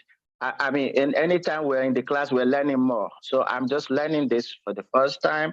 Like this Krishna himself who came in the guise of the cowherd man. So I'm happy to hear that. But I just want you to explain, contrary to what we've been hearing as explanation before, that when a devotee feels that his strength has left him, it's because the Krishna Shakti, the blessing he has, which is Krishna's ability in him, is because of pride or whatever. That is why that is gone. Now we're learning again differently. It might not necessarily be the case. Arjun wasn't weak because it was Krishna himself who came in the guise of Cowherd. So could it be the same for devotees sometimes when they face a situation whereby they feel weak or like they are disempowered? Well, I mean, and they may, instead of saying that Krishna left them, so maybe it's Krishna that he has transformed. If a devotee who's someone who has been empowered to do certain things, and when the period of that activity is over, then that empowerment is no more there. Just like Arjun, for example, well, after Lord Krishna left, all his divine weapons vanished because it's no more required. So it may happen sometimes. Let's say we are preaching, we have been empowered to preach, we are giving so much energy, so much power, so much influence. And after some time, when it's time for retirement comes, then that empowerment may not be there anymore. So that is there. So the devotees, even though they may not feel the empowerment that is there, they may not feel it anymore, but still, they don't really lament about it. They just say, oh, the Lord has simply withdrawn his energy, and they simply continue their glorification, of the Lord. That's basically the way it is. So, this Arjun story with the coins is very, and even in the Slapper some purport is also there also, because that these coins, if they have been touched by ordinary men, ordinary people, they will immediately disappear. They immediately vanished. They immediately disappear. So they could not have been touched by any ordinary men, because they are not they are not ordinary themselves. They were divine entity. They were divine entity themselves. They are not ordinary ladies. So if they are not ordinary ladies themselves, how could they be touched by ordinary people? It's impossible. So therefore, the fact that Arjun was able to take them, and then they were come to be kidnapped by Cowherd men, who are nothing but Krishna himself, who simply come and simply, recover his own wife and take them to his eternal dam. So that's just the way we have to accept the way it's been given to us by the Acharyas. That's the way that's the explanation that they've given us. Okay, Prabhu, thank you very much. I don't want to draw it too much, but I just want one more example. I mean, because we use this story to always tell devotees not to become proud if they have any special ability. Because if you become proud, Krishna can withdraw that ability. Yeah. And let me finish. And the example of Radharani during the Rasa dance, when she started feeling special, Krishna withdrew. So, and then later Krishna came back. So, I mean, this is used often to tell devotees not to become swollen-headed with some, ability or with, and things like that, because Krishna can withdraw. So I'm just asking, is that still valid? Can we still use that example, knowing that there are other times when Krishna can withdraw, but not just because devotees, that person is proud or puffed up, but Krishna may withdraw just for any other reason. That's what I want to know.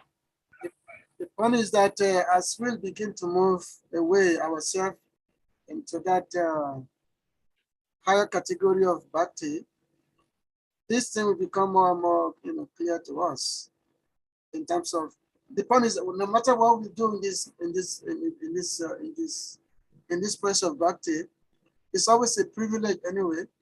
Just like when we still tell the Bhakti Devi that Sevadi Karadaye Kurunijadase, that give me the privilege of devotional service so that I can serve, I can serve Sakis, the Manjaris, who are actually serving Radharani.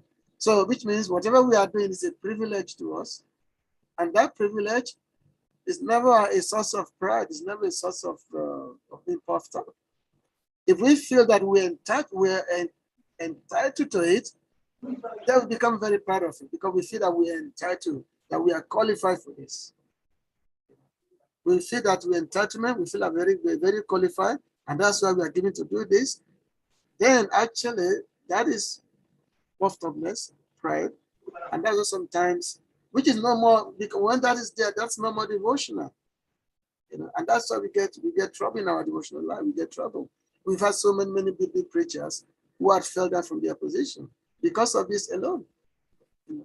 Just like Indra, for instance, Indra, he thought himself to be a big demigod, is able to provide rain, so many things.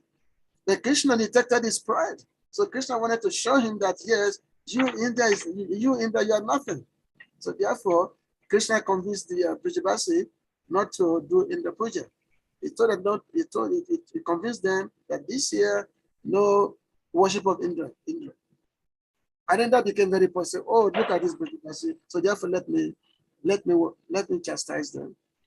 But of course, Indra became, he became ashamed of his own activities.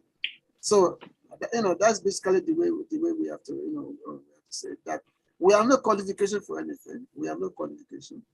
We have, whatever we are doing is by the mercy of the Lord and by the mercy of the Lord and his devotees. Whatever we are doing. So, of course, anyway, I don't want to go. I don't want to go now. I just hope this is there's a little bit of a clarification. All right. Okay, thank you. Thank you very much. Ishara Prabhu and Shrimavara Prabhu, thank you too. We go to Kavi Kanapur Prabhu, please unmute. Yeah, thank you very much, Prabhu. Hare Krishna. Hare Krishna. Thank you very much, Ishara Prabhu, for your wonderful lecture. Hare Krishna, Kavi. Hare Krishna, Prabhu. Please accept my humble obeisances. Yes, Prabhu. So my question just came in when you were mentioning about Indra and this. Sometimes we see when the Brajavasis, when they were preparing to perform the Indra Puja, and Krishna has to convince them. But even when in the process of Krishna convinced them, it was deploying some of the philosophy that we don't even practice, like karma mimamsa philosophy. That you just need to perform your duty and your result will come. So my question is that sometimes we see also people are materially empowered. So my question is that, is it all empowerment, is it from Krishna, or sometimes people are just blessed based on their past life or based on their hard work? How can we understand this? Because even Krishna said that just do your work and the result will come. Even though we know that Krishna is the one who is fulfilling all desires, or is the one who is controlling everything. But even for him to convince the Brajavasis, he preached karma mimamsa philosophy. So how can we understand when once empowerment is from Krishna or from hard work or by nature? How can we understand this? Thank you, Prabhu. So, first of all, one does not become a demigod unless one is given that power by Krishna, because demigod is just like a minister. A minister is not a minister because of his own qualification, because he got a big degree from the universities. No, a minister is a minister because he was appointed by the president. That's become a minister. You don't become a minister because you have your particular qualification. Similarly, also, any particular, especially when it comes to demigods, of course, definitely by Krishna, they were put there by the desire of the Lord, because the idea as the will of the Lord, but from time to time the demigod they forget this. When they forget this, so they become puffed up, they become very proud. Sorry, Prabhu, I'm not talking in terms of demigod now. I'm talking in terms of general empowerment, so, in terms of the material. In the material world, nothing comes outside of the Lord. All the empowerments, all the whatever it is, all come from the Lord only.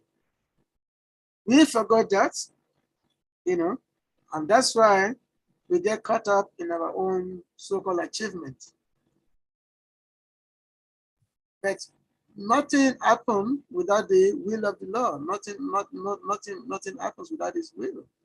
So that's why those who are godly, they know that whatever kind of empowerment they have, this is all coming from Krishna only. It's all coming from the Lord only. But those who are not godly, they think that whatever they have is simply their expertise or something. No. The devotee always known that whatever ability they may have, it's all the Lord's mercy on them. Just like Krishna told Arjuna that You are my instrument. You are like my puppet. Just do as you have to. You are my instrument. You know, and because you're my instrument, so you have to fight this war. Even though you may not like it, but this is something that I want you to do. So therefore you have to do it. So therefore the Lord gives everyone, it doesn't matter material world or spiritual world, material or spiritual life, all empowerment, anything, only comes from the Lord. And the devotees knows this. When Prabhupada came to preach, he was given empowerment to preach by the Lord, by Lord Nityananda. He was given empowerment. That's why we call it Shaktavis Avatar. It's not because he was a great philosopher, he was a great writer. No, because he was empowered to preach to it. He was given empowerment. So that's how we always have to see it. But in the material world, when we achieve something, we say, oh, this is all because of my expertise. That's why we achieve something. Whereas when something, bad come to us, and then we start blaming God that, oh, why this happened to me? Why God is allowing this to happen to me? So that's why those who are really religious, they know that everything is all by the will of God. Everything is by His will. All right, thank you so much, Shri Ishwara Prabhu, Hare Krishna. We want to formally register our appreciation for His Grace Shri Vajvanachari's presence here. Prabhuji, you came in a little late, but we also believe you've had a few things being discussed. And if you would want to share something, it's getting late. We'll have to let Ishwara Prabhu go. But I would like to say one thing, and I also like to get your comment on His Grace Shri Vajvanachari. And that is, I heard from one ISKCON guru, it's quite recent, that I think I've said it here or somewhere before, that Srila Prabhupada had a few handful of Sanskrit disciples. He trained them to learn Sanskrit to help him with his translation. And all of them blooped, except one. The only person that stayed was and is Pradyumna Prabhu. And what is the reason? The reason they blooped was that these devotees were reading other acharyas' writings and were seeing things that, according to them, Srila Prabhupada did not include in his books. And so they thought that Srila Prabhupada was not a very good Sanskrit scholar, or Srila Prabhupada was hiding something from devotees. And so they blooped. And so the caution given is that we should not try to understand Srila Prabhupada through the previous acharyas, but rather we should try to understand the previous acharyas through Srila Prabhupada. And there are some ISKCON devotees who are so keen in reading previous acharyas' books much more than Srila Prabhupada's books. And I find this to be quite dangerous. And I want to hear your opinion on that, His Grace Shri Vajvanachari. And if you have anything else you want to add, you may also add.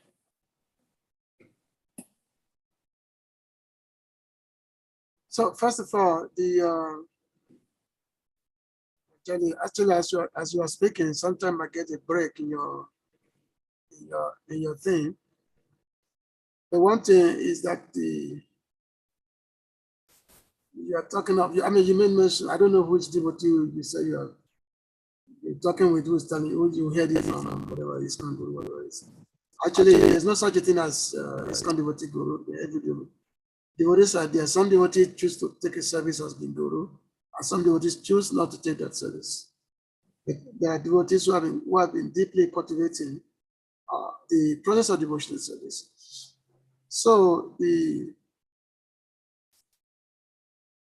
books of the Acharyas are there, by which the purpose he always encouraged the devotees to study. For example, when you read any particular purport of Srila Prabhupada, he will always, sometimes he will give a reference that if you want to know more about this particular topic, yeah, you need to study this book, you need to read this book. Srila Prabhupada would say that. So Srila Prabhupada never give a blanket statement that do not study the previous Acharya's books. No, that's a completely neophyte conception. Srila Prabhupada never said that. And those devotees who are Prabhu, I'm not cutting you short. Okay. The other time, hold on. Let me, There was a class, finish. and Shrimad Prabhu said that in a class, one important factor is attentive listening. Okay. I have to be very attentive when you're speaking, and you also have to be attentive when someone else is speaking. I never said Srila Prabhupada said this. I said an ISKCON guru. I did not say Srila Prabhupada. So why are you saying that Srila Prabhupada never said do not read this book? I never said that. I'm saying an ISKCON guru advised that we should try to understand the previous. That devotee may be expressing his own opinion. Many devotees, people express their opinions all the time. That is an opinion. So, and those who are well, I wanted His Grace Srivas Vanacharya's comment on this, Prabhuji. So, let me say, I don't think I finished my comments. All right, you can go ahead, please. You are speaking. Go ahead. When you talk of devotees who have blew up because of they find some fault in whatever in Prabhupada or something, or are they like let's say they're like child, they start studying some books, they think they become experts, and because of the inability to understand, so they blew up. That is not, that does not mean that okay, just because somebody blew up because they were trying to delve into some subject by which they have really no qualification for, it doesn't mean that everyone should not get into that subject. So people blew up because of their own weakness in devotional service, and people blew up if there is no referential service added to one's guru, because the guru is the backbone of a spiritual life. Without guru, we are nothing. So everything we do is for the pleasure of the previous acharyas, like Prabhupada, and all the previous acharyas. Everything we do is all for their pleasure. So, and a devotee who really want to make advancement cannot make say he can make advancement outside the parampara. No, we cannot make advancement outside the parampara. And also another thing that is very important, we have to understand our limitation. We should not be so eager to just want to cut down the devotees or talk to devotees. No, we have to understand, we have to know that we have a certain limitation. But if you don't want to accept our certain limitation, then we should start questioning ourselves. But we have to know we have certain limitation is there. That we have to understand that. There are many things we don't know, and we have to accept that. But if you think like we know everything, then we are not willing to learn because we think that we know everything. Devotional life is a continuous process, for example, River Ganges is there, it's always flowing to the ocean, never stop flowing. So in devotional process, a devotee will continuously doing, constant hearing, constant chanting, by studying, at the same time, constant chanting also. This has to go on, it's a constant thing, never stop. And the more you do that, the more realization you will have.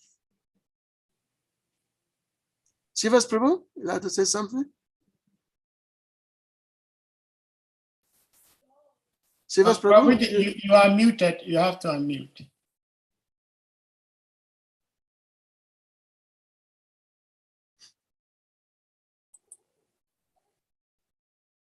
Hare Krishna, are you there? Yeah, he's here. I think he's trying to unmute.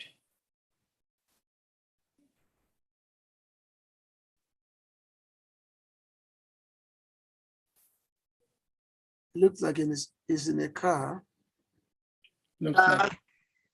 Okay. All right, we can hear you. Hare Krishna.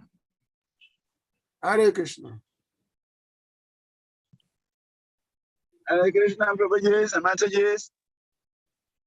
Hare Krishna, Prabhuji. Yeah, I'm in a moving vehicle, so my internet is not very stable. Okay. Yeah, so I'm off and on, off and on. So anyway, if I'm audible, I can say something. Yes, please, you are. Okay. First of all, Ishwara Prabhu, thank you very much. I joined from the beginning, but because of the mobility, I got cut off.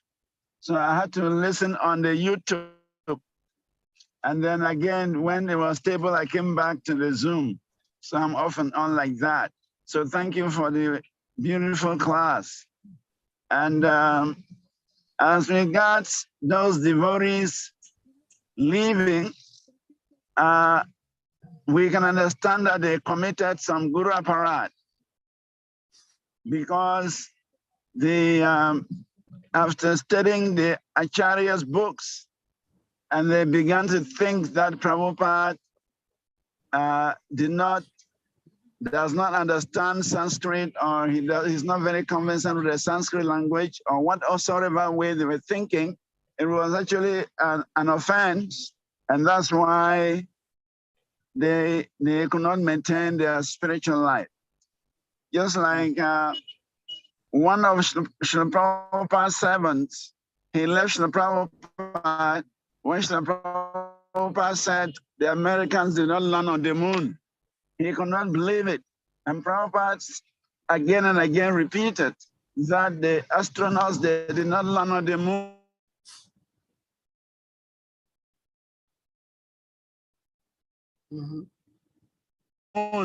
And so, and he also left, even though so we can say that because those devotees, they lost faith in Prabhupada, they became offensive to Prabhupada, so their Bhakti Kripa was halted, and so they have to leave.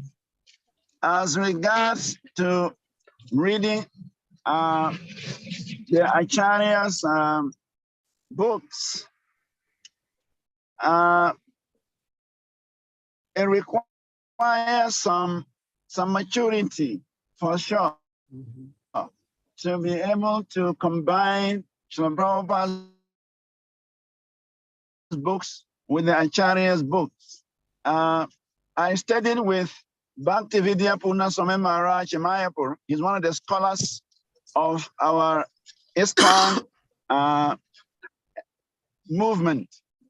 He is very deep in the philosophy of Krishna consciousness.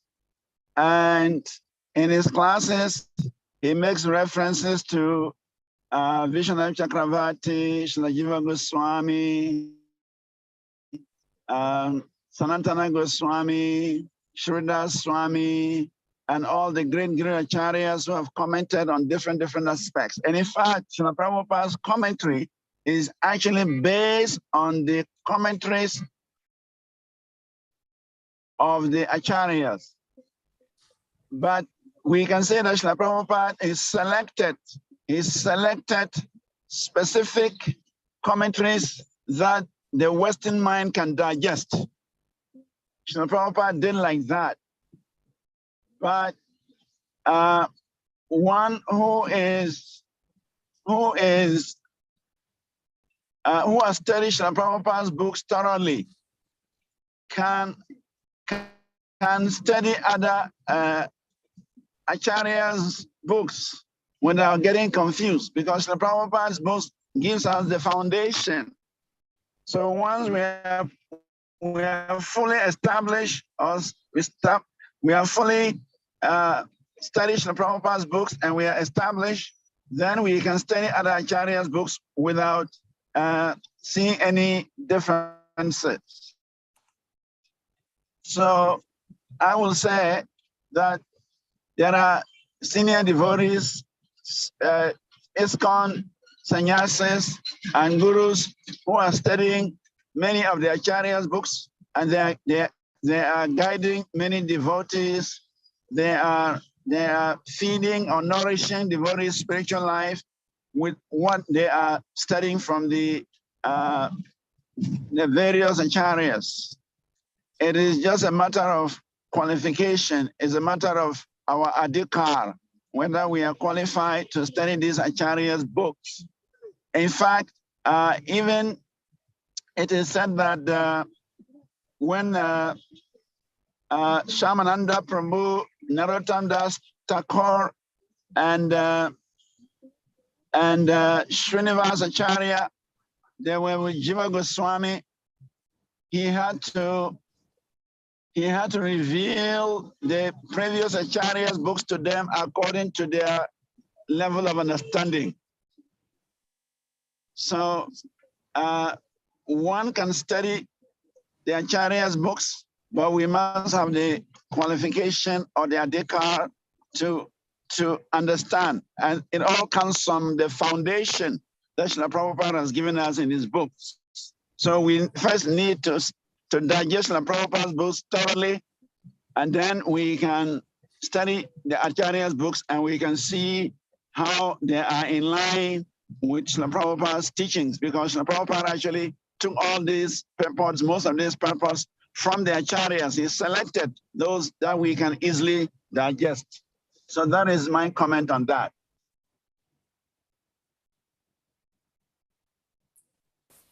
Hare Krishna, thank you so much. Thank you. Ishwara Prabhu, it's quite late, your time. We truly want to register our appreciation for your presence here and your class. There have been some hot questions. You've taken the time and the patience to help answer all our questions nicely. So we thank you for that. Of course, there's never any ending to questions and answers. And tomorrow's of course, yes. Tomorrow's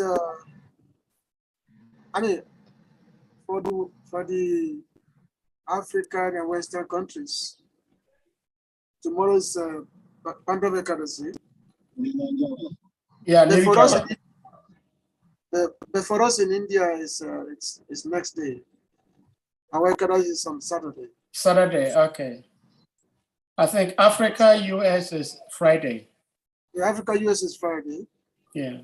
But we in India, Southeast Asia, Asia in general, it's Saturday, mainly because tomorrow will be considered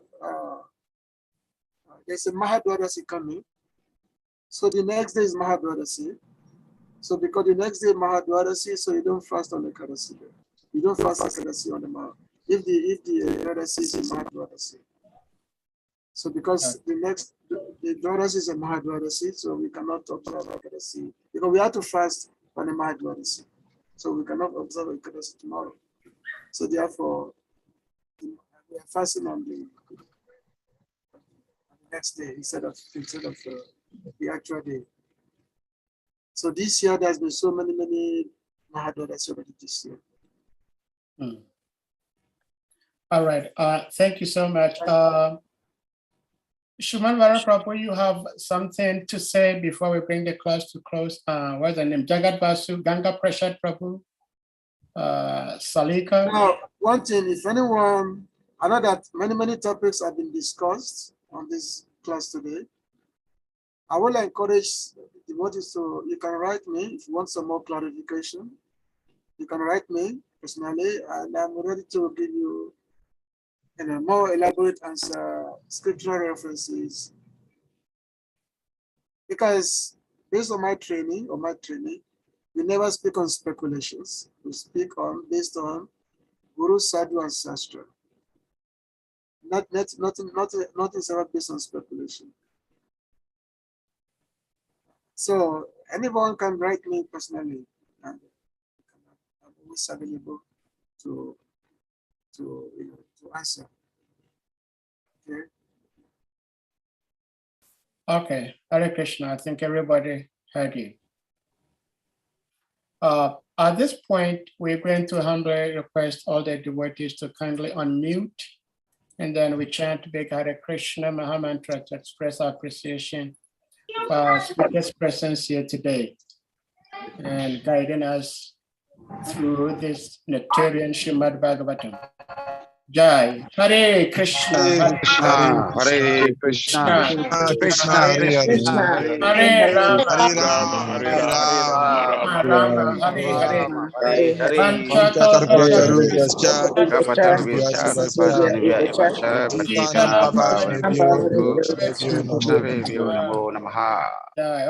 His Grace Sri Ishwara Prabhu ki jai. Jai. Jai. His Grace Srivas Vanachari ki jai. Jaribo. Hare Hare Bro. So, by Guru Krishna's grace, we meet again tomorrow. Hare Jai.